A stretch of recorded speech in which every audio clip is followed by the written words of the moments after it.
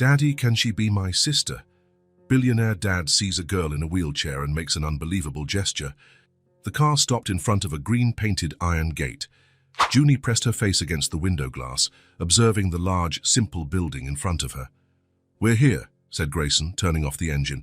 "What is this place, Daddy?" "It's an orphanage. There are children who live here because they don't have a family." Junie furrowed her blonde eyebrows. "They don't have a mommy or a daddy." "No, sweetheart. That's why we're here today." Grayson opened the trunk and took out 3 cardboard boxes. Junie got out of the car and stood beside him, her light-colored eyes still fixed on the building. "Are these boxes for them?" "They are. They have clothes, books, and toys, things they need." "But why are we giving them things?" Grayson knelt to his daughter's level.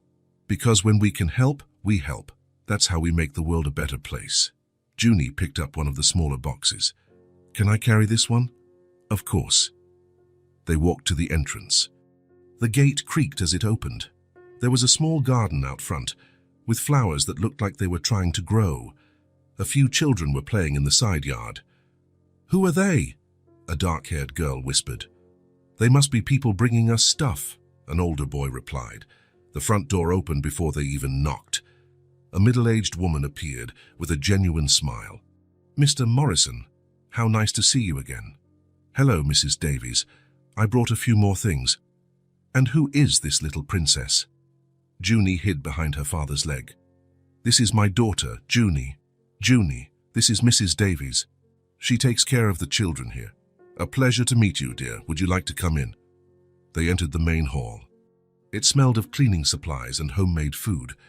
The walls were painted a light yellow, with some children's drawings hanging on them. "I'll take these boxes to the storage room," said Mrs. Davies. "Mr. Morrison, can we talk in my office?" "Of course.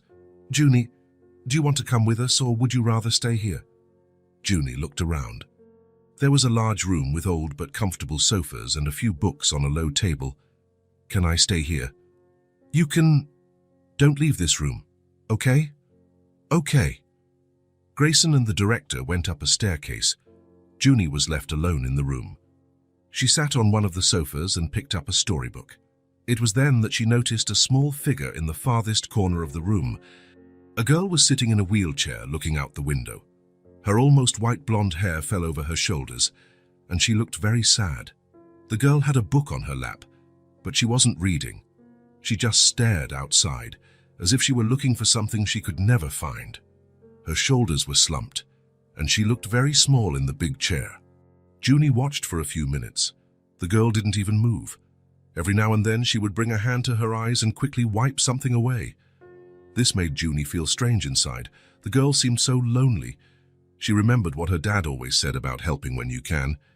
Junie got up and walked slowly to the corner where the girl was. When she got closer, she saw that her eyes were a very light blue, and that she had tears caught in her eyelashes. "Hi," Junie said softly. The girl in the wheelchair turned, startled. She quickly wiped her eyes with the sleeve of her shirt.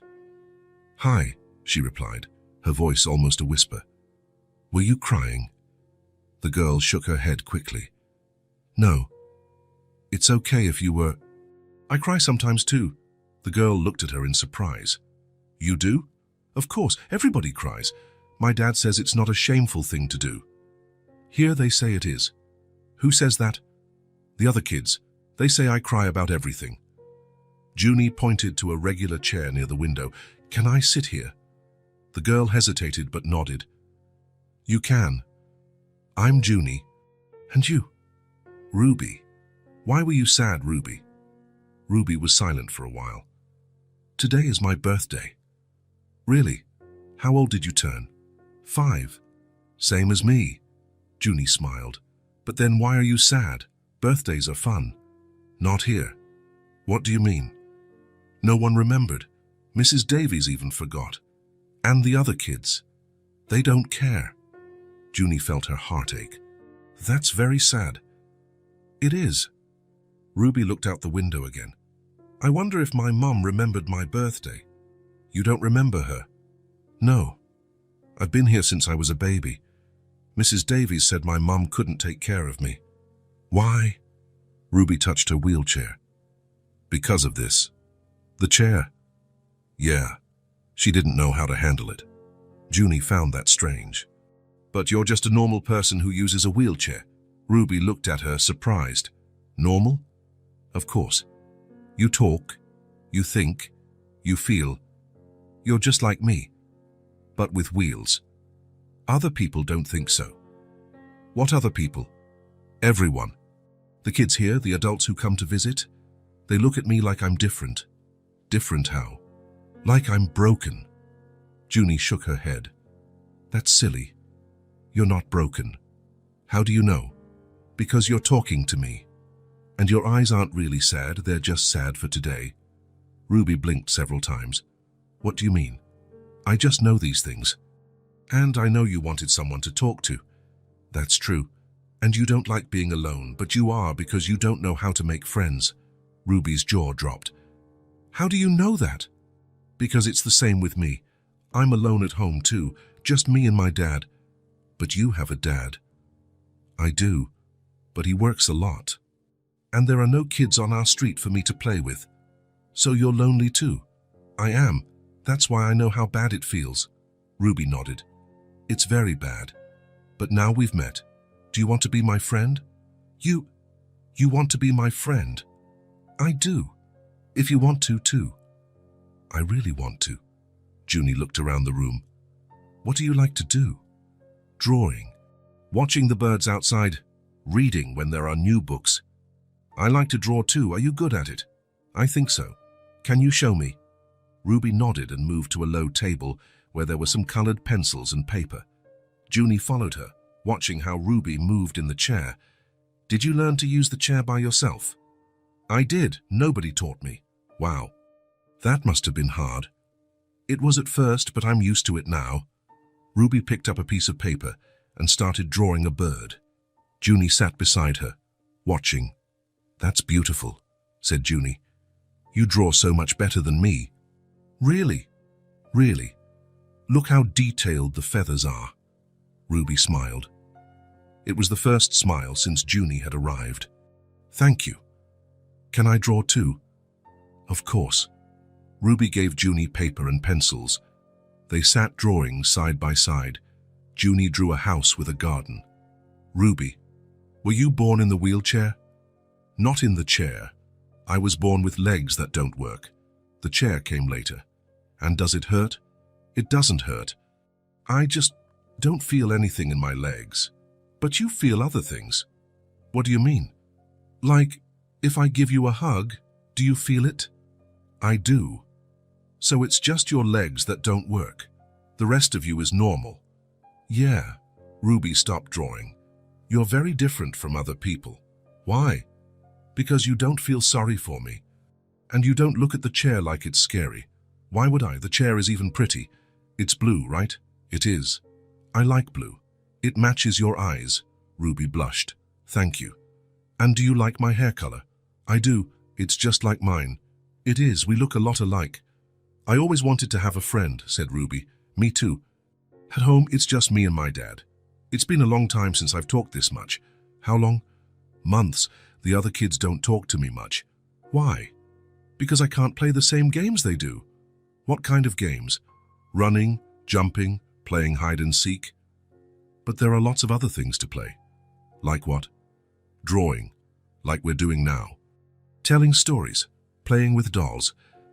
Would you do those things with me? Of course. By the way, do you have dolls here? There are some in that box, but they're kind of old. That's okay. They went to the toy box. Ruby picked out a doll with somewhat messy hair. This is the one I like the most. Why? Because she's blonde too, like us. She is. What's her name? She doesn't have a name. No one ever gave her one. Then let's give her one. How about Clara? Why Clara? Because she has light-colored eyes, just like us. I like it. Clara. Ruby hugged the doll. Do you want a doll too? Ruby picked another one from the box. Thanks. I'll call her Luna. Why? Because her hair is kind of silvery. Like the moon. Pretty. Clara and Luna can be friends, just like us. Ruby smiled. Friends. I like that. They played with the dolls, making up stories. Ruby seemed much more cheerful now. You know what I've always wanted, said Ruby. What? To have a doll that's just mine, that no one else plays with. Do you share everything here? We do. We don't have anything that's just ours. That must be strange. It is. Sometimes I wish I had a little corner that was all my own. Just then they heard footsteps on the stairs. Grayson and Mrs. Davies were coming down. When they reached the room, they found Junie and Ruby on the floor, playing with dolls and surrounded by colored papers. Junie, what have you been up to? Asked Grayson, smiling. I made a friend, Dad. This is Ruby. Grayson approached. Hi, Ruby. It's a pleasure to meet you. Ruby became shy, but replied softly, Hi. She draws really well, Dad, and today is her birthday. Birthday? Grayson knelt down. How old did you turn, Ruby? 5. The same age as Junie. Happy birthday, sweetie. Mrs. Davies looked surprised. Birthday, Ruby, why didn't you tell me? Ruby shrugged. I thought you wouldn't care. Of course I care. We'll make a little cake for you later. Really? Really? How cool, said Junie. Dad, can we stay for the cake? Grayson looked at his watch. Not today, sweetheart. But we can come back another day. Promise. I promise. Ruby, did you hear that? We're going to see each other again. Ruby nodded, her eyes shining. Ruby is one of our dearest children, said Mrs. Davies. Very creative and affectionate. I can see that, said Grayson, looking at the drawings. Well, I think it's time for us to go, said Grayson. Junie, shall we put things away? Can I take Ruby's drawing? If she lets you. You can take it, said Ruby. And can I keep yours? Of course. They exchanged drawings. Junie carefully folded Ruby's bird. Bye, Ruby. Bye, Junie. Don't forget me. How could I forget?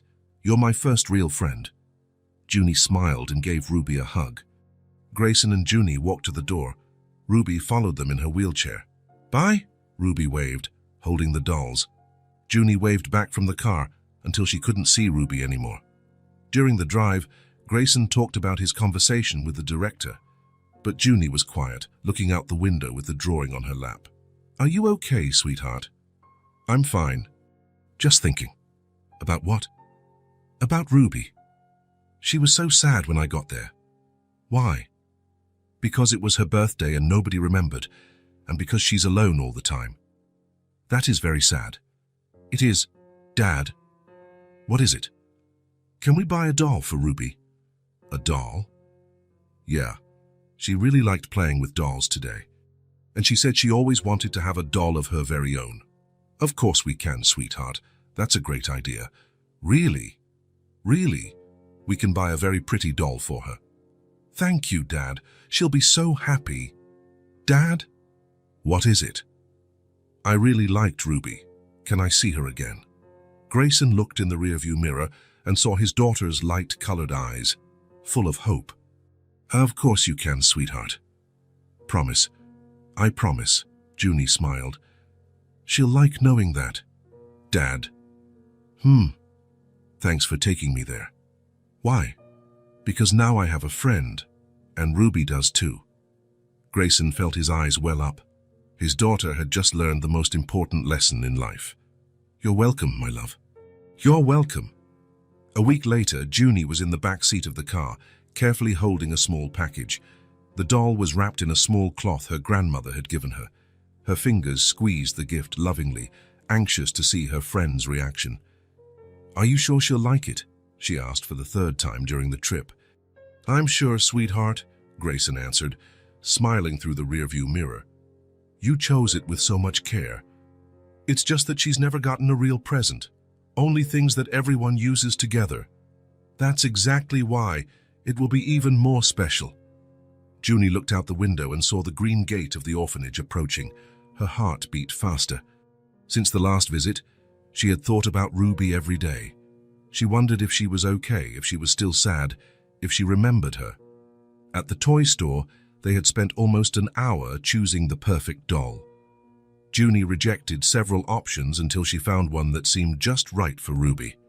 It had curly blonde hair, blue eyes like hers, and a sweet smile painted on its porcelain face. This one, Dad, Junie had said, picking up the doll carefully. She looks like Ruby. Are you sure? I'm sure. Look at her eyes. They're just like Ruby's. Grayson had agreed, seeing how his daughter's eyes shone with happiness as she imagined her friend's reaction. The car stopped in the same spot as always. This time, Junie got out quickly, holding the package against her chest as if it were a treasure. "Slow down, Junie," said Grayson, taking a smaller box from the trunk. "Ruby's not going to run away." "I know, but I miss her so much. You've talked about her every day this week. It's because she's special, Dad. Different from other people." They walked to the entrance. Mrs. Davies greeted them with the same warm smile as always. "So good to see you again. Ruby has been asking when you would be back." "She asked?" Junie's eyes lit up like stars. "Yes, she did. Every day. Is Junie coming back today?" It was always the first thing she'd ask me in the morning. "Really? Really?" "She's in the living room, in her usual spot. But she's more cheerful today. She said she had a feeling you would come." Junie ran ahead, leaving Grayson and the director behind. Her feet pattered on the wooden floor of the hallway, echoing through the house. When she reached the main room, she immediately looked for the corner by the window. There was Ruby, in the same position as a week ago, sitting in her wheelchair looking outside. But this time, when she heard the familiar footsteps, she turned quickly, as if she had been waiting for this moment. "Junie!" Ruby's face lit up like a rising sun. "Ruby!" Junie ran to her, almost tripping in her haste. "You really came back." "I knew you would." "Of course I came back, I promised, remember?" Ruby smiled that shy way Junie already knew so well. "I thought about you every day." "I thought about you too." Junie sat in the chair next to Ruby. "Look, I brought something very special for you." Ruby looked at the package Junie was holding so carefully. "For me. For you. It's a present." Ruby touched the cloth with her fingertips as if afraid of breaking it. "But why? Because it's your belated birthday present, and because special friends deserve special gifts. But I don't have anything to give you." "You already did. You gave me your friendship." With trembling hands, Ruby took the package. The cloth was soft and smelled like home, like family, like care. She had never held something that was completely hers, chosen especially for her. "Can I really open it?" "You can. I'm dying to see your face when you see what it is." Ruby began to unwrap the cloth with extreme care, as if she wanted to preserve every second of that moment. Her hands trembled slightly with nervousness and excitement. When the doll began to appear, she held her breath. It was more beautiful than anything she had ever seen. It had curly blonde hair that shone in the window light, blue eyes that seemed to look directly into her soul, and a pink dress with white lace details. It was new, with no signs of use, no broken or missing parts. Absolutely perfect. "She's beautiful," Ruby whispered, holding the doll as if it were made of the most fragile material in the world. "Do you really like it?" "Like it?" Ruby looked up, her eyes shining with tears that threatened to appear. "She's the most beautiful thing I've ever seen in my whole life. My dad helped me choose. We spent almost 2 hours at the store." 2 hours? Yeah, I wanted it to be perfect. Just like you. No one has ever given me anything like this," Ruby continued to whisper, gently running her fingers through the doll's silky hair. Junie leaned closer, her light eyes meeting Ruby's. "It's so you remember that now you have me too." Ruby looked at Junie, then at the doll, then back at Junie. "Is she all mine? For real?" "All yours. Completely yours. No one else can play with her if you don't want them to. But the rules here say that..." "The rules don't apply to birthday presents. Mrs. Davies already talked to my dad about it. This doll is yours forever." Ruby hugged the doll to her chest and closed her eyes, as if she were making a wish. "Thank you, Junie. Thank you. Thank you. Thank you." "You're welcome. What are you going to name her?" Ruby thought for a long moment, looking intently at the doll's face, as if searching for the perfect name written somewhere. "Hope. Hope. What a beautiful name." "Why?" "Because it means hope. And she gives me hope." "Hope for what?" That maybe I'm not so different after all. If someone like you wants to be my friend and gives me beautiful gifts, Maybe I am normal. Junie felt her chest tighten with emotion. You were always normal, Ruby. You just needed someone to see it. And you saw it. I saw it from the very first day. They spent the whole afternoon playing with Hope. Ruby invented a special voice for the doll, soft and musical, and created elaborate stories about a brave girl who traveled the world in search of adventures and true friendships. Hope lived in a very tall castle, far, far away from here, Ruby was saying, making the doll walk gracefully across the table. But she didn't like being there alone. Why was she alone in the castle? Because the other dolls thought she was too different. She had a pink dress and blue eyes, and they only had plain clothes and dark eyes. And did that matter? To them, it mattered.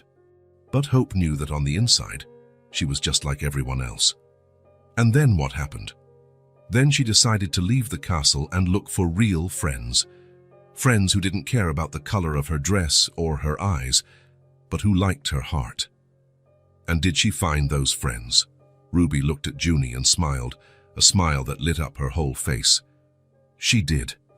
A very special friend who also had blonde hair and understood what it was like to feel lonely sometimes. Just like us, exactly like us, and they stayed friends forever, forever and ever. While they played, other children from the orphanage passed through the room. Some stopped to look, curious about the new and obviously expensive doll Ruby was holding so carefully. "Ruby, what a beautiful doll," said an older, brown-haired girl. "Can I play with it for a little bit?" Ruby clutched Hope to herself, protecting her. "No, she's mine." "But we always share everything here. It's the rule." "Not this one. It was a special gift."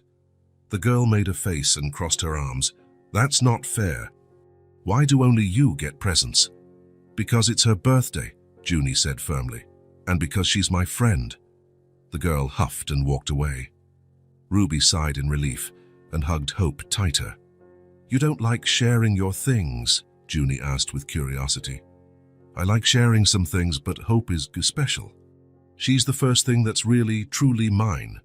I understand completely. I have things that are just mine and that I don't like to lend out." "Like what?" "My teddy bear that I've had since I was a baby, my diary where I write my secrets, my favorite blue blanket that my mom made for me." Junie listed them on her fingers. "They're things that make me feel safe and special. Hope makes me feel safe too and special. Then it's perfect. Everyone deserves to have something like that. I never thought I would. Now you do, and you'll have it forever."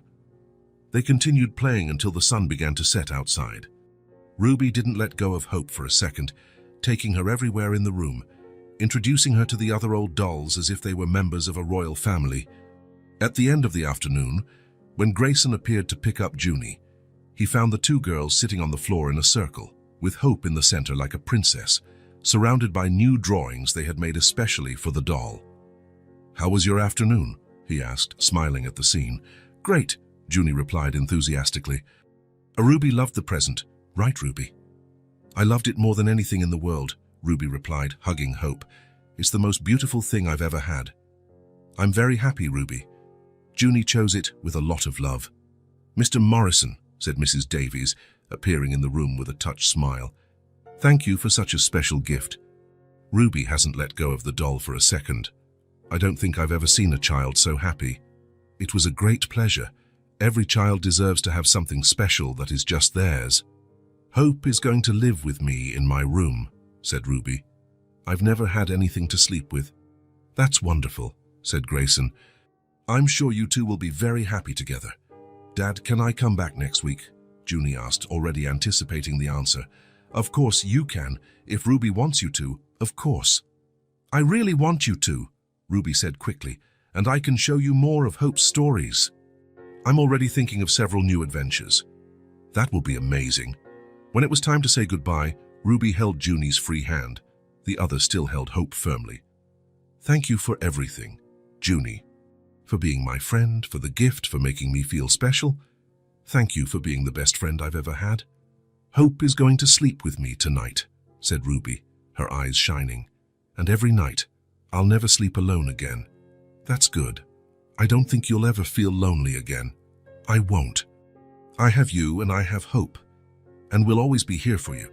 During the ride back, Junie was quieter than usual, but it wasn't a sad quietness. It was a thoughtful, satisfied quietness.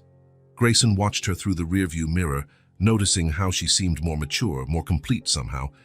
"Everything okay, sweetheart?" "Yes, Dad. I'm just thinking about how happy Ruby was."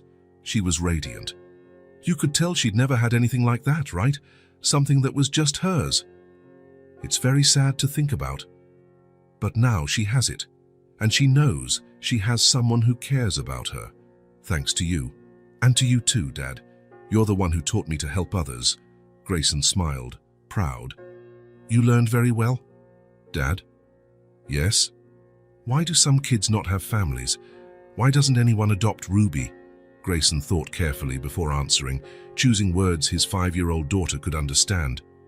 Sometimes things don't happen the way they should, sweetheart. Some people can't take care of their children. Others get sick or have accidents. Like what happened to Mommy. Like what happened to Mommy. But Ruby, she's so special, so sweet. Why doesn't anyone want her? Sometimes people are afraid of what they don't know. The wheelchair scares some people because they don't understand that it's just a tool, like glasses or braces. But it's just a chair with wheels. I know. You know, but not everyone understands that like you do. Junie was silent for a few minutes, processing the information and looking out the window at the passing houses. Dad? What is it? I've always wanted a sister. I know, sweetheart. You've always asked. Ruby understands me in a way no one else does. We think alike and we like the same things. We have the same way of seeing the world. It's very beautiful to see you two together. And she understands me when I talk about Mommy. She doesn't have a mom to talk to either. That's true. You have that in common. We take care of each other, you know? Like a real family. Grayson looked at his daughter in the rearview mirror with renewed attention. There was something in her voice, a maturity and a certainty he hadn't noticed before. How do you take care of each other? I brought her the present so she wouldn't be sad on her forgotten birthday. She makes me laugh with her stories. I teach her things. She teaches me other things. We're not lonely anymore when we're together. You really are very special friends. It's more than friendship, Dad. What do you mean, sweetheart? It's like we're family. Like you and I are family, but different too. Grayson felt something move deep in his chest. He watched his daughter in the mirror and saw her light eyes shining with genuine happiness and an understanding that surprised him. You really like Ruby, don't you? I like her more than anyone in the world after you. She fills a hole that was in my heart. What hole, dear? The sister hole. The have someone my age to share secrets with, to play with, to understand things that grown-ups don't understand. I see. And Dad. Yes. I think I fill a hole in her heart too. Why do you think that? Because she was so lonely, so sad. And now she smiles all the time when I'm with her. And she plays. And she has hope to take care of. And she has someone who believes she's special. Grayson drove in silence for a few miles, absorbing the profound words of his little daughter. Junie was right. He realized that now with absolute clarity. Ruby wasn't just occupying a new space in their lives. She was filling a void that had existed for a long time, since Junie was too little to have a sister. And maybe, just maybe, she was filling a void that existed in all of them. The void of an incomplete family, of unshared love, of an unfound purpose. Dad, what is it, my love? Do you think we can visit Ruby more often?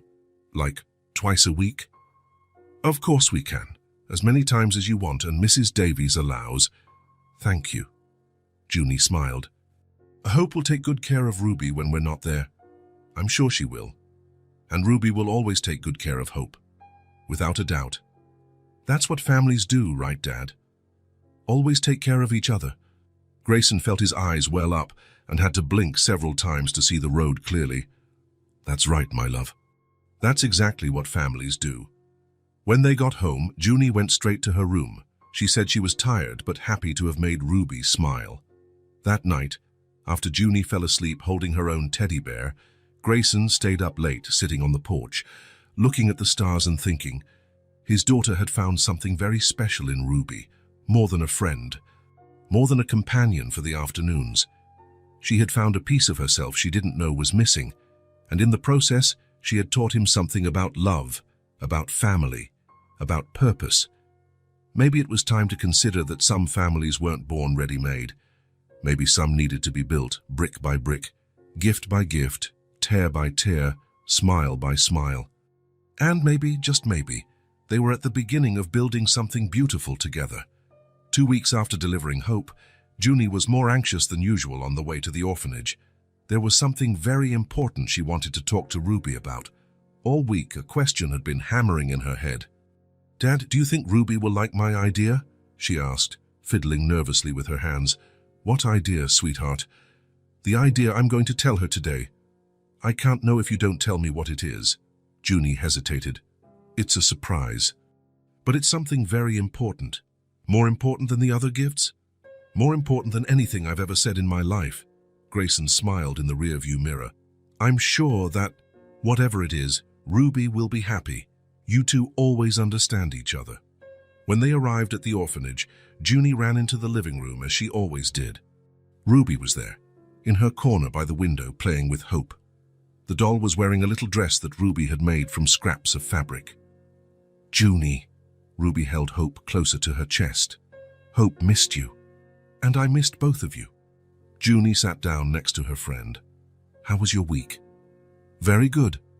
Hope slept with me every night, and I told her all the stories I could make up. I even made new clothes for her.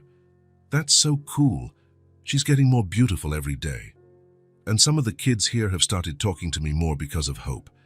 They think she's very pretty." "That's great, Ruby." Ruby showed her the little bed she had made for Hope, a shoebox lined with soft fabric and decorated with drawings. "That's beautiful, Ruby. Did you do it by yourself?" "I did almost all of it myself. Mrs.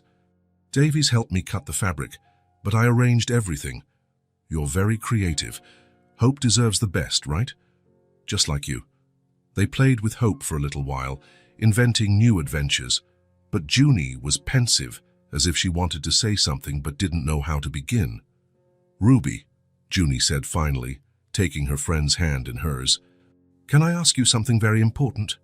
"Of course, you can ask me anything." Junie took a deep breath and looked directly into Ruby's light eyes. "Do you want to be my little sister?" Ruby blinked several times. "Your little sister?" "Yeah, for real, not just pretend." But how?" "My dad can adopt you. Then you can come live with us and we'll be a real family." Ruby fell silent, processing the information. Then she lowered her eyes, looking at her own hands. "But I can't walk." "So what?" Junie replied with natural ease. "But you can play. You can laugh. You can do a ton of things." "But families want kids who can do everything normally." "You do everything normally. You just use wheels instead of feet." Ruby looked up, surprised by the simplicity of the answer. But what?" Ruby was silent for a moment, struggling with words that were too heavy. "Here at the orphanage, no one wanted to play with me," she finally murmured. "They said I got in the way." "Then they didn't know how to play right," Junie answered without hesitation. "What do you mean?" "Playing right is when everyone has fun together. If someone is left out, then it's not real playing." "Do you really think so?" "I don't think so, Ruby, I know so. Because playing with you is the most fun thing in the world." Ruby looked up completely. "Do you really think I can be your real sister?" "I don't think so. I know so." Junie squeezed Ruby's hand. "You're already my sister in my heart. Now we just need to make it real." "How does that work?" "My dad can explain it better, but it has to do with living in the same house, having the same family, always taking care of each other." "Living in the same house? In your house?" "Yeah. Having your own room, your own toys, sleeping and waking up every day in the same place as me." Ruby's jaw dropped. "Is that possible?" "Of course it is. My dad already talked to Mrs. Davies about it." "He did? About me?" "He did. It's called adoption." Ruby held Hope tighter. "And he really wants to adopt me. He really wants to. And I want you to be my sister even more. We would be a complete family. But I'll be a lot of trouble." "Because of the chair." "Ruby," Junie interrupted firmly, "you are not trouble. You are a gift. How do you know? Because ever since I met you, I've been happier, and my dad is happy too when he sees us together. Ruby started to cry softly, but it wasn't sadness.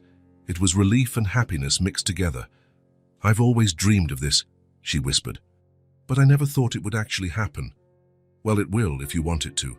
I want it so much. Then it's settled. Junie smiled and hugged Ruby. Now let's play like real sisters.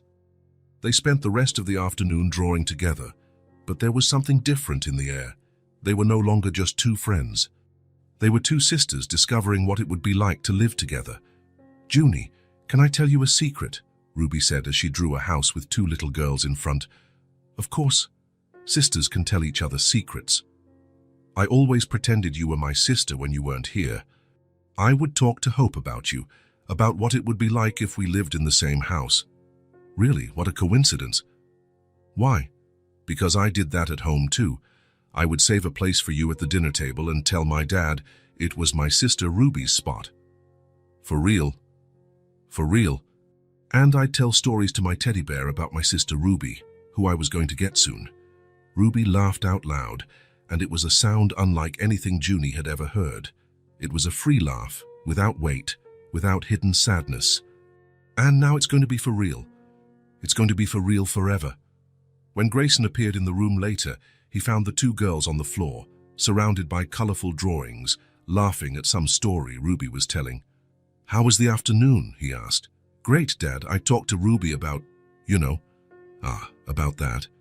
And what did she think? Ruby looked at Grayson with her eyes still red from crying with happiness.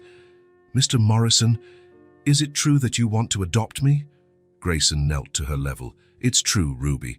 If you want to be part of our family, I want to very much. Then let's make it happen. At that moment, Mrs. Davies appeared in the room. Grayson stood up and went to speak with her in a corner, while the girls continued to play. Mrs. Davies, I'd like to talk about adopting Ruby. The director blinked several times. Adoption? Ruby's? Yes, my daughter and she have formed a very special bond, and we would like her to be part of our family. Mrs.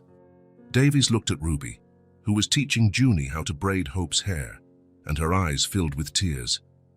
Mr. Morrison, no one has ever asked for her. In 5 years, no one has ever shown any interest. Why? The wheelchair scares a lot of people. They think it will be too difficult, too expensive. And is it? No more than any child. Ruby is special, Mr. Morrison. She has so much love to give, so much creativity. The director wiped her eyes. It would be an honor to start the adoption process. How long does it take? A few months. There's paperwork, visits, evaluations. But I can expedite whatever is possible. And in the meantime, you can continue to visit, and we can start preparing Ruby for the move. Grayson looked at the two girls, who were now drawing a family of 4, a man, 2 blonde girls, and a doll. She's already prepared, he said softly. In fact, I think we were all prepared a long time ago. The following weeks passed like a dream. Grayson officially started the adoption process, filling out paperwork, receiving visits from social workers, preparing the house to welcome Ruby. Meanwhile, the visits to the orphanage became more frequent. Junie went 2 or 3 times a week, always eager to share news with her future sister and plan what their life together would be like. Ruby, you're going to have your own room, Junie told her during one of these visits, with a big bed, a closet, a desk for drawing. All my own, all your own. And it will be next to my room so we can talk through the wall before we go to sleep. And can Hope stay there? Of course. There will even be a special shelf for her and the other dolls you're going to get. Other dolls? Of course. Any sister of mine will have as many dolls as she wants. Ruby smiled so much her cheeks hurt. For the first time in her life, she had plans. She had a future. She had a family waiting for her. 3 months later, the day finally came. Ruby was ready to go home. Grayson and Junie arrived at the orphanage on a sunny spring morning. Ruby was waiting in the living room, wearing a new outfit that Mrs. Davies had provided, holding Hope and a small suitcase with her few belongings. Ready? Asked Junie. More than ready, Ruby replied, smiling. The farewell from the orphanage was quick. Ruby hugged Mrs. Davies, thanked her for all the care, but she was anxious to start her new life. During the drive home, Ruby was glued to the window, observing everything with curious eyes. "Is it far from here?" she asked. "Not too far. About 20 minutes, Grayson replied. "And what's the house like?" "You'll see soon," said Junie, barely able to contain her excitement. When they arrived, Ruby stared at the 2-story house with a garden in front. It was beautiful, welcoming, with flowers in the windows and a swing on the porch. "Is this it?" "This is it," said Grayson. "Welcome to your new home, Ruby." Grayson had made some adjustments to the house. Ramps at the entrances, handrails in strategic places, and most importantly, a room specially prepared for Ruby on the ground floor. "Do you want to see your room?" asked Junie. Ruby nodded, nervous and excited at the same time. They opened the door to a room that was perfect. It had a low bed, easy for Ruby to transfer from her chair, a closet with hangers at the right height, an adapted drawing table, shelves for books and toys, and on the wall, a framed picture of the first drawing Ruby had made for Junie, the bird. "Is all this for me?" Ruby whispered, looking around with wide eyes. "It's your home now," Grayson said gently. Ruby entered the room slowly, touching each thing as if she needed to make sure it was real. The soft bed, the colorful curtains, the shelf where hope could live. "It's the most beautiful room I've ever seen," she finally said. "And it's just the beginning," said Junie. "Now we're going to be sisters forever." Ruby turned and hugged Junie with all her strength. "Thank you for choosing me as your sister. Thank you for accepting to be chosen."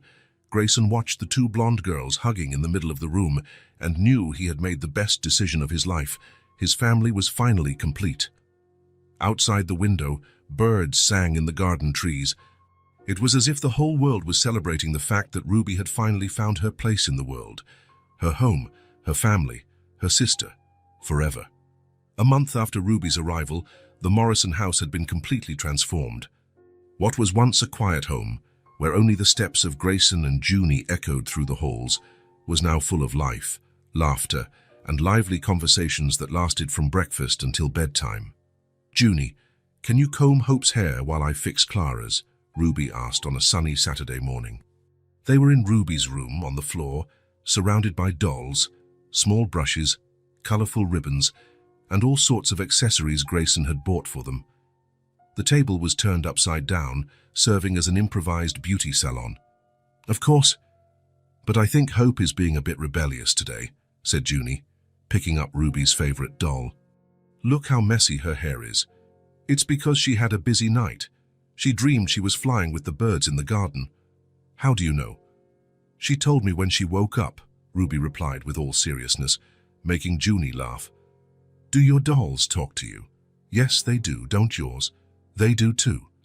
My bear Theodore always tells me his dreams." They spent the entire morning creating elaborate hairstyles on the dolls. Ruby made perfect braids, while Junie was an expert in buns and ponytails decorated with ribbons. Each doll got a unique look, and they made up stories about where each one was going with that special hairstyle. "Clara is going to a royal ball," explained Ruby, putting a golden ribbon in the doll's hair. "She's going to dance with a prince." "And Hope is going to a garden party," said Junie, making small braids with fabric flowers. "Where there are butterflies and little birds. Can they go together?" "Of course. Sisters always do everything together." From upstairs, Grayson listened to the girls' voices blending into a cheerful melody that filled every corner of the house. He was working from home that Saturday, but he constantly found himself stopping just to listen to the laughter coming from Ruby's room. For years, that house hadn't heard the pure sound of childhood. Since Junie was too little to really talk and play, the house had lived in a respectful silence, broken only by polite conversations between father and daughter or the sounds of the television. Now there was constant music, lively conversations about dreams, plans, and discoveries, arguments about which color pencil to use in a drawing, laughter that erupted from nowhere and spread through the house like rays of sunshine. "Dad!" Junie shouted from downstairs. "Come see what we did!" Grayson came down the stairs and found the 2 girls in the living room with all the dolls lined up in a row, each with a different hairstyle and matching outfits. "What a beautiful parade," he said, crouching down to admire their work. You are professional hairstylists. Ruby taught me how to do a 4-strand braid, said Junie proudly. And Junie taught me how to make a double bow, Ruby added. You teach each other a lot of things, don't you? We learn something new from each other every day, said Ruby. Yesterday Junie taught me how to make a paper airplane, and I taught her how to draw clouds that look real. And today we're going to trade stories, said Junie. We're each going to tell a made-up story to the other. Can I listen too? Asked Grayson. Of course, they both said at the same time, then laughed for having spoken together. They settled on the living room sofa. Ruby sat in the middle, between Grayson and Junie, with Hope on her lap. That's how they liked to sit, always close together, always touching in some way. I'll start, said Junie. Once upon a time, there was a magical doll who lived in an enchanted forest. Junie told an elaborate story about a doll who helped lost animals find their families. Ruby listened with full attention, asking questions and making suggestions for the plot. Now it's my turn, said Ruby when Junie finished. Once upon a time, there was a golden bird who didn't know how to fly. Ruby's story was about a bird who discovered that he didn't need to fly to be special because he could sing the most beautiful songs in the world. Grayson noticed how his daughters expressed themselves through their stories, revealing their fears, dreams, and way of seeing the world. What beautiful stories, he said when Ruby finished. You have incredible imaginations.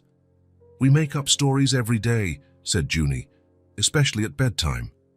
At bedtime? Yeah, explained Ruby. Sometimes I sleep in Junie's room, sometimes she sleeps in mine. And before we go to sleep, we tell stories softly.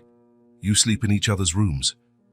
Sometimes, said Junie, when we want to talk later, or when Ruby has a nightmare. I still have nightmares sometimes, Ruby admitted quietly. I dream that I'm back at the orphanage and that you guys aren't real.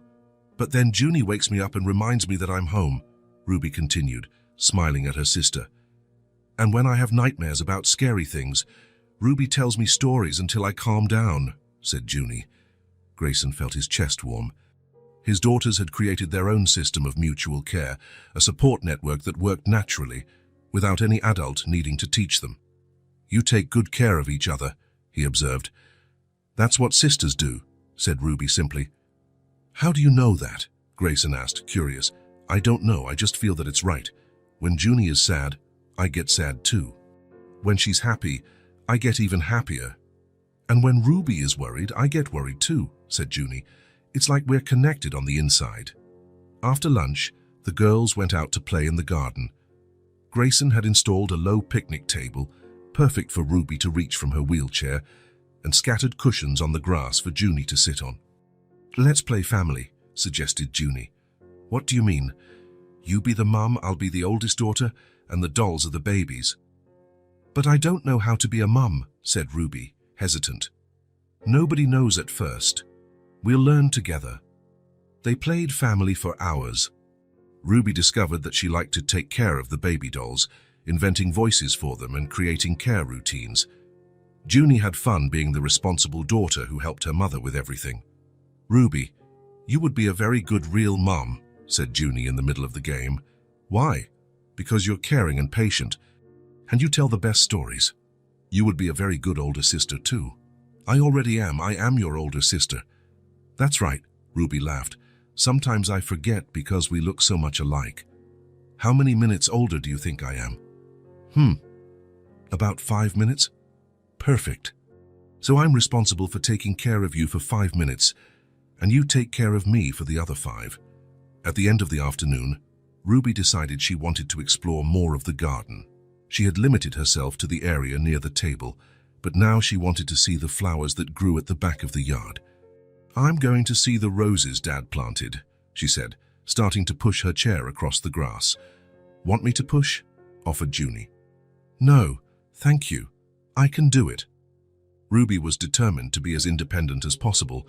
Grayson had taught her that asking for help when she needed it was important, but that doing things on her own when she could was equally valuable. The grass was a bit uneven near the roses. Ruby had to push harder, and one of the wheels found a small hole she hadn't seen. The chair tilted sharply to the side, and Ruby lost her balance, falling from the chair and landing on the soft grass. "Ruby!" shouted Junie, running to her. Grayson, who was watering plants on the other side of the garden, dropped the hose and ran over too. "Are you hurt?" he asked, kneeling beside Ruby. Ruby was sitting on the grass, checking if she was injured. She wasn't hurt, but her face was red with shame and frustration. "I'm sorry," she muttered, not looking up. "I told you I was trouble." "Ruby," Grayson said firmly, helping her sit up better, "you will never be trouble. You are a gift." "But I fell, and now you have to help me. And nothing," Grayson interrupted, his voice full of affection. "Falling is a part of life. Everyone falls sometimes. I fall. Junie falls. You fall. The difference is that we get up and keep trying." "But it's harder for me," Ruby whispered. "Some things are harder for you, others are easier. You draw better than Junie and I put together. You tell stories that make us dream. You see beauty in things we don't even notice." Ruby finally looked up and looked at Grayson. "Really?" "Really. And you know what else? I feel lucky every day that you're a part of our family. Even when I fall and need help, especially when you need help, because it means you trust us, and because taking care of the ones we love is one of the best parts of having a family." Ruby didn't answer with words. Instead, she threw herself into Grayson's arms and hugged him with all her might, burying her face in his shoulder. Grayson hugged her back, feeling how small and fragile she still was, but also how strong and brave. He felt Junie join the hug, wrapping her thin little arms around both of them. "I love you guys," Ruby whispered in the hug. "And we love you," Grayson replied. "More than you can imagine." When they separated, Grayson helped Ruby back into her chair, checked if she was comfortable, and then the three of them went to see the roses together. "They're beautiful," said Ruby, gently touching a red petal. "Do you want me to cut one for you to take to your room?" offered Grayson. "Can I? Won't they be sad?" "Not if we cut it carefully. And that way you can have their beauty close to you." Grayson cut a small perfect rose, which Ruby held as if it were made of gold. "I'll put it in the glass of water on my nightstand," she said. "That way, I'll wake up every morning seeing something beautiful." "Just like I wake up seeing you two," said Grayson, making the girls laugh. That night, after the girls had dinner and took their baths, they settled in the living room for story time before bed. It was a tradition they had created. Each night, a different person told a story to the other two. "It's my turn to tell a story tonight," said Grayson, sitting between them on the sofa. "What story are you going to tell?" asked Junie. "A story about a house that became happy." "Can a house be happy?" asked Ruby. "This one can. Once upon a time, there was a big, beautiful house, but it was very quiet and a little sad." "Why was it sad?" asked Junie. "Because houses are made to have families, and this house felt that something was missing." Grayson told the story of a house that waited a long time until it found the perfect family to fill it with love, laughter, and life. "And when the family was complete," he continued, "the house was so happy that it began to glow from the inside. The walls grew warmer, the hallways echoed with sounds of joy, and even the plants in the garden grew more beautiful." "Like our house?" asked Ruby. "Exactly like our house," Grayson confirmed. When it was time for bed, the girls decided that Ruby would sleep in Junie's room that night. "So we can talk about the garden flowers," explained Ruby. "And about the stories we're going to make up tomorrow," Junie added. Grayson helped them get settled in Junie's bed, Ruby with Hope in her lap, Junie with Theodore hugged tight, the two of them sharing Junie's favorite blanket. "Good night, girls," he said, kissing each of them on the forehead. "Good night, Daddy," they said together. Grayson left the room, leaving the door ajar as they liked. In the hallway, he stopped for a moment to listen to the soft voices of his daughters talking in the dark. "Junie, what? Thank you for teaching me that falling isn't the end of the world. Thank you for teaching me that taking care of someone is a good thing. Sisters always take care of each other, right? Always, forever and ever." Grayson smiled and headed to his own room, his heart full of a happiness he didn't know was possible to feel. His house was complete. His family was whole, and the sound of childhood had returned to stay, bringing with it the silent healing they all needed. From the girls' room, Whispers and soft laughter still came, and Grayson fell asleep to that sound, knowing it was the soundtrack of true happiness. 3 months after Ruby's arrival, the Morrison family's routine had settled into a harmonious dance of small, happy moments. The mornings began with the girls' laughter at breakfast, continued with games in the garden, and ended with stories told on the living room sofa. That Friday night, Grayson had prepared the girls' favorite dinner, pasta with tomato sauce and melted cheese on top. Ruby and Junie were excitedly talking about the day they had spent drawing a complete storybook. "And then the princess finds the dragon," Ruby explained, gesturing with her fork. "But he's not mean. He was just lonely and sad. Just like you were when I met you," Junie said without thinking, then stopped, realizing what she had said. "Sorry, Ruby. I didn't mean to." "It's okay," Ruby smiled. "It's true. I was lonely and sad, but I'm not anymore." Grayson watched his daughter's conversation with that calm smile that had become constant in recent months. Seeing how they understood each other, how they cared for each other, how they created their own world full of imagination and affection, was better than any movie or book. "Dad," Junie said suddenly, "did you grow up in a big family too?" The question caught Grayson by surprise. He chewed slowly, thinking about how to answer.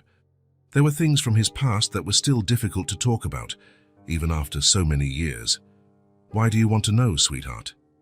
"Because you know exactly how to take care of 2 girls at the same time, and how to make us feel at home. It seems like you've done this before." Ruby also stopped eating, paying attention to the conversation. Her light eyes were fixed on Grayson, curious but respectful. Grayson put his fork down on the plate and looked at the 2 girls. Ruby seemed especially interested, as if the answer was important to her in a way he didn't fully understand. "Actually," he began slowly, "I didn't grow up in a big family." "What do you mean?" asked Junie. Grayson took a deep breath. He had never told Junie this story. He always thought she was too young to understand. But looking at Ruby, he realized that maybe it was the right time. "I grew up in that orphanage too." The silence that followed was complete. Junie paused with her fork in the air, her mouth open. Ruby blinked several times, as if she hadn't understood correctly. "In the same orphanage as Ruby?" Junie finally asked. "The very same. I lived there from the age of 3 to 8. But how? Why?" Junie was clearly confused. "My biological parents died in a car accident when I was little. There was no one else to take care of me, so I went to the orphanage." Ruby said nothing, but Grayson saw how her eyes filled with a deep understanding. She knew exactly what it was like to grow up in that place, what it was like to sleep in a bed that wasn't yours, to play with toys that belonged to no one. "And you were there for a long time?" Junie asked, still processing the information. 5 years. They were 5 difficult years." "Difficult how?" Grayson looked at Ruby before answering. She was listening to every word with full attention, and he realized she understood things that Junie, fortunately, would never have to understand. "It was lonely," he said simply. "Just like you both already know it can be." Ruby nodded almost imperceptibly. She knew. "But then what happened?" asked Junie. "Then a family chose me, a couple who couldn't have biological children, but who had a lot of love to give. They adopted me and gave me a new chance at a real family." "Just like you did with Ruby?" asked Junie, beginning to understand. "Exactly like that." Grayson looked directly at Ruby. "A family gave me a new chance. Today, I can do the same for you." Ruby let her fork fall onto her plate. Her eyes were shining, but not with sadness. It was something different, more profound. You know what it's like," she whispered. "I know exactly what it's like. I know what it's like to sleep in a bed that isn't yours. I know what it's like to play with toys that everyone uses. I know what it's like to wait for someone to come get you and wonder if it will ever happen." Ruby swallowed hard. "And I know what it's like when people look at you as if you're different. Because of the chair? Because of anything that makes you seem different from others?" Grayson nodded. "I know what that's like too. I was the boy whose parents died, the boy who had no one. Some people looked at me with pity, others as if I were a problem. But you weren't a problem," Junie said firmly. "No, and Ruby isn't either. Being different isn't being a problem. It's just being unique. And the family that adopted you, Ruby asked softly, did they really love you? They loved me as if I were their son from birth. They gave me a name. They gave me a home. They gave me an education. But more important than all of that, they gave me the feeling of belonging somewhere. Ruby blinked several times, absorbing every word. Is that what you're doing for me? She asked. Giving me the feeling of belonging. We're not giving it to you, Ruby. You already belong. Ever since the first day, Junie came home talking about the special girl she had met. Even with the chair, even with all the things I can't do. Especially because of who you are. The chair is just a part of you. Just like my glasses are a part of me. Or Junie's blonde hair is a part of her. Ruby was silent for a long moment, poking at her food without eating. Dad, said Junie, does the family that adopted you still exist? My adoptive mother passed away when I was 20. My adoptive father passed away shortly before you were born, but they taught me how to be a father. They taught me that family isn't about blood, it's about choice. About deciding to love someone every single day. Is that why you knew Ruby had to be part of our family? Asked Junie. That's why, because I recognized in her the same thing my adoptive parents recognized in me. A child who needed love, and who had a lot of love to give in return. Ruby finally looked up and looked directly at Grayson. Thank you, she said, her voice barely above a whisper. For what? For choosing me. For understanding. For knowing what it's like. Thank you for letting us choose you. Ruby didn't answer with words. Instead, she got up from her chair, went around the table and approached Grayson. He picked her up and she snuggled against his chest as a smaller child would. I'll never have to go back there, will I? She whispered.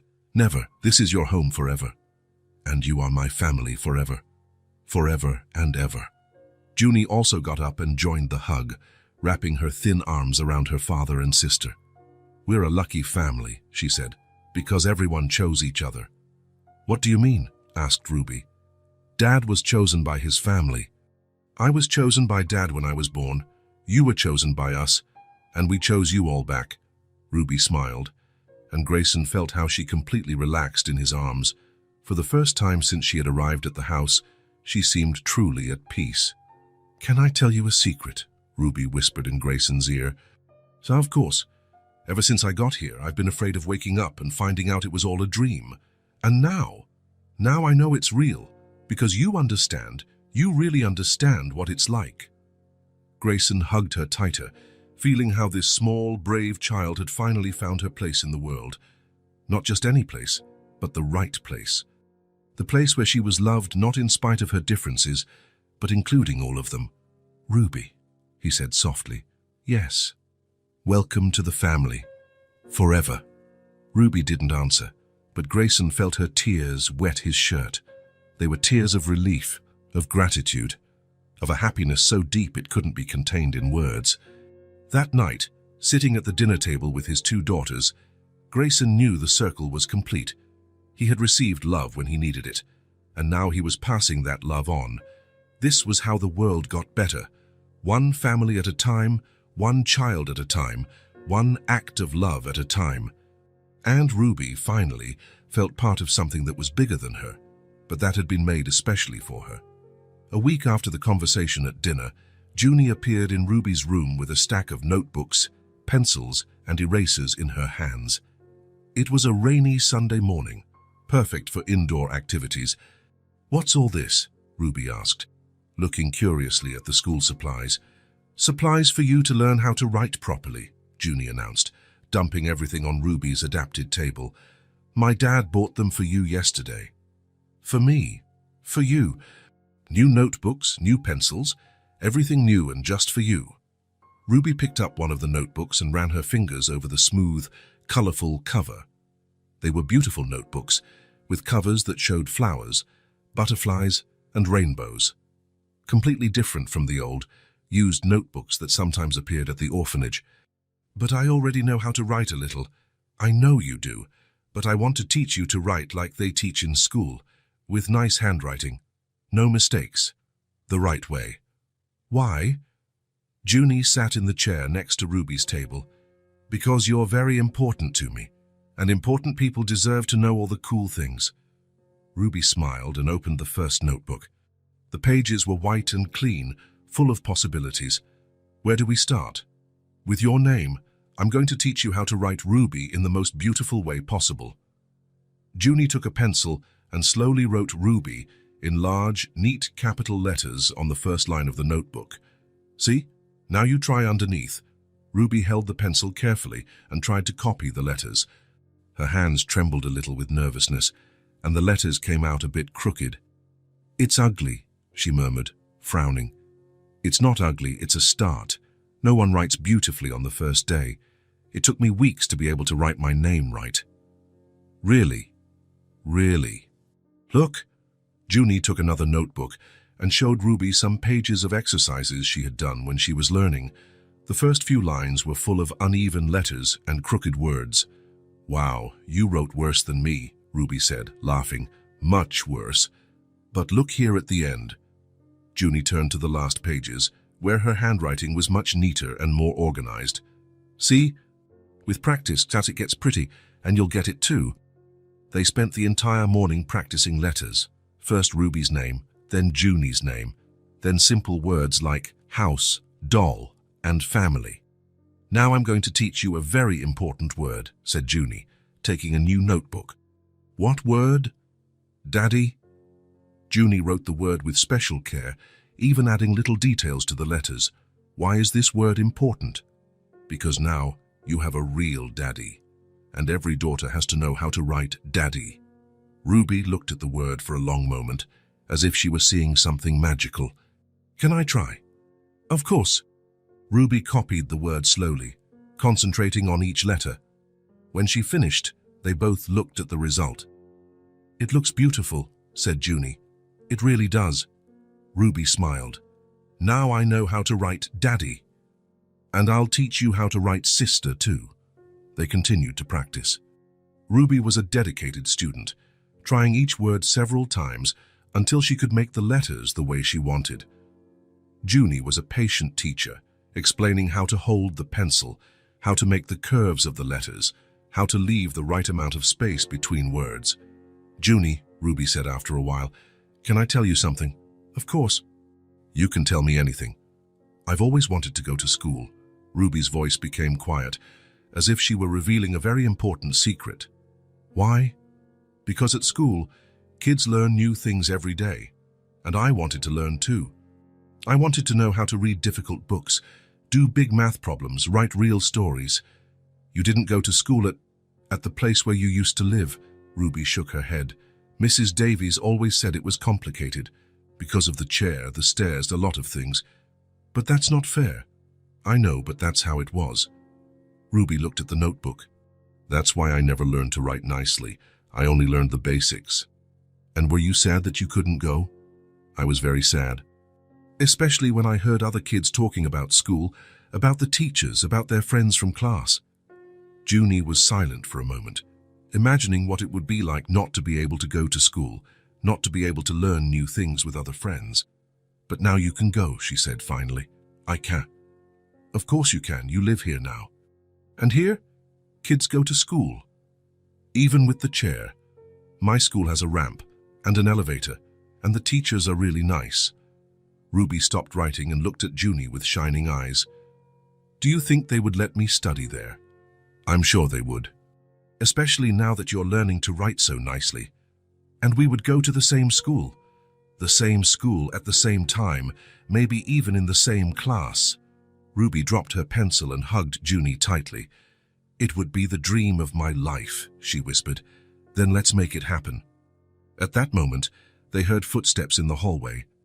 Grayson appeared at the bedroom door, smiling when he saw the two girls surrounded by notebooks and papers. "How are the lessons going?" he asked. "Great," said Junie. "Ruby already knows how to write a bunch of words." "That's great.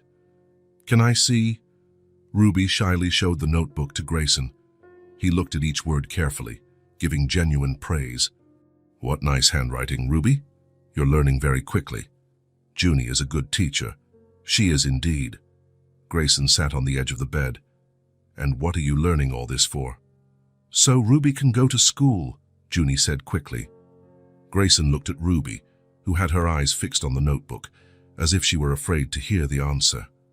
"Ruby," he said gently. "Look at me." Ruby slowly looked up.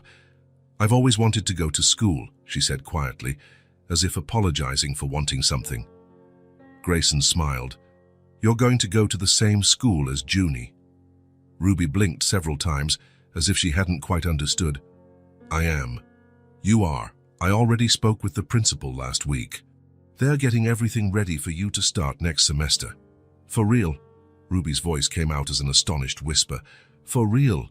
You'll have teachers, classmates, your own books, everything a girl like you deserves to have." Ruby couldn't speak. Her eyes filled with tears, but this time they were tears of a joy so great it couldn't fit inside her. "And I'll be there with you," said Junie, taking her sister's hand. "I'll show you where everything is, introduce you to my friends, have lunch with you." Do you think I'll be able to keep up?" Ruby asked, still hardly believing what she was hearing. "I'm sure you will," said Grayson. "You're very dedicated, very hard-working. And now that you're learning to write better, you'll be prepared for anything. And what if the other boys and girls don't like me?" "They will like you," Junie said with conviction. "You're the coolest person I know. And if anyone doesn't like you, I'll take care of you." "Like sisters do," Ruby added, smiling. "Like sisters do."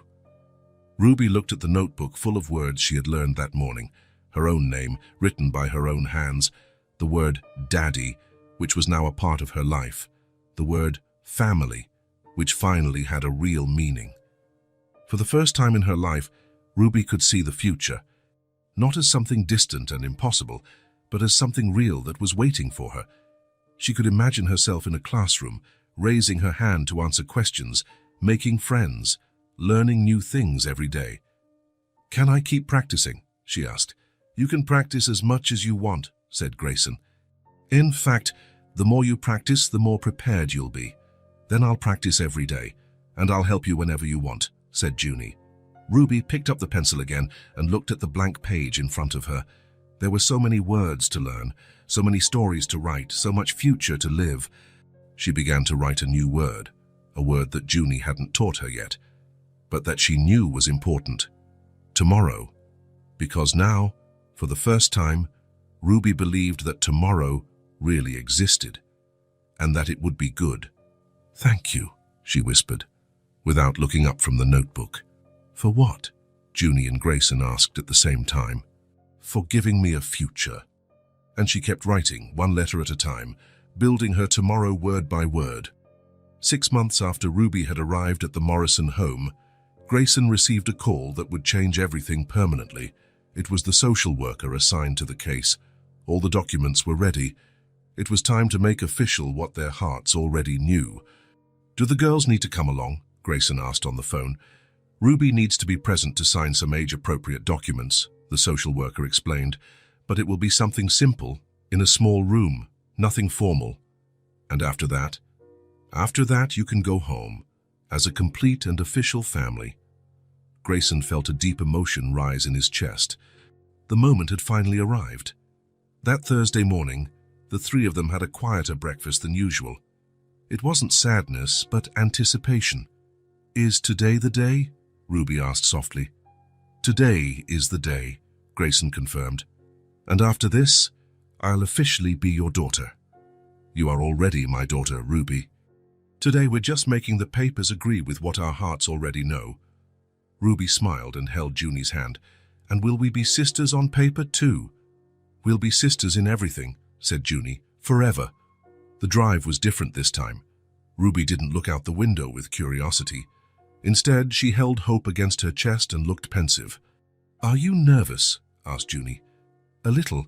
It's strange going back there." "Why?"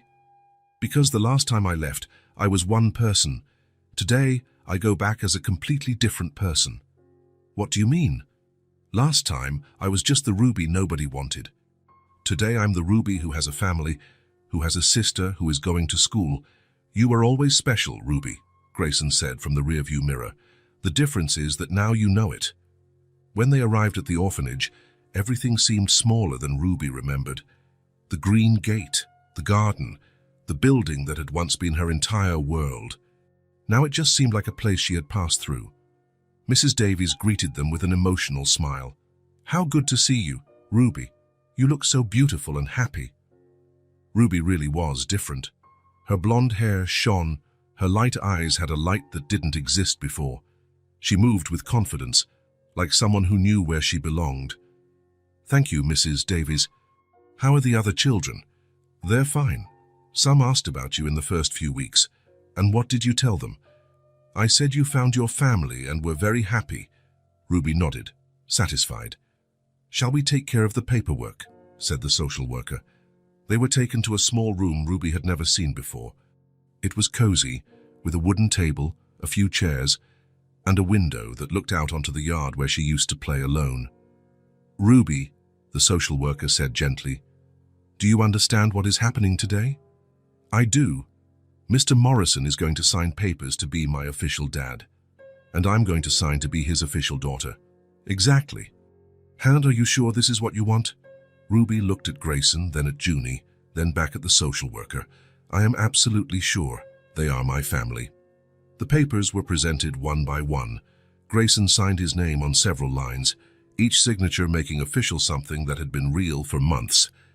Ruby, with her careful handwriting, signed her name in the indicated places.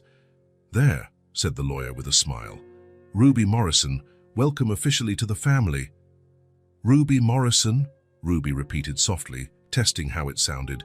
"I like it." "And now?" asked Junie. "Now you can go home and be an official family." It was all simpler than anyone had imagined. There was no ceremony, no speeches, no party, just a few signatures in a small room, and everything was complete. As they left the room, Ruby asked to take one last walk around the orphanage. She wanted to see her old room, the living room where she had spent so many hours alone. "It's strange being here again," she said, standing at the door of the room that used to be hers.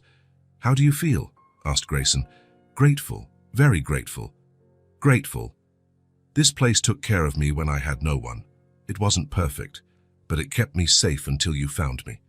As they were leaving, Ruby stopped at the front door. She held hope to her chest and turned to look at the building one last time. "Thank you for taking care of me until now," she said softly, her eyes welling up. It was a simple but profound thank you, a recognition that this place had been important in her story, even if it was no longer where she belonged. "Ready?" Grayson asked gently. "Ready?" They walked out the front door together. No theatrical farewell, no drama, just with hearts full of gratitude for the past and hope for the future. In the car, Ruby was more talkative than on the way there. "Dad," she said, officially testing the word. "Can I call you Dad on paper now too?" "You can always call me Dad, Ruby. Anywhere. And can I call Junie my sister at school?" "Of course you can, because that's what you are." "The Morrison sisters," said Junie, smiling. "Forever," Ruby confirmed. When they got home, the girls were full of energy.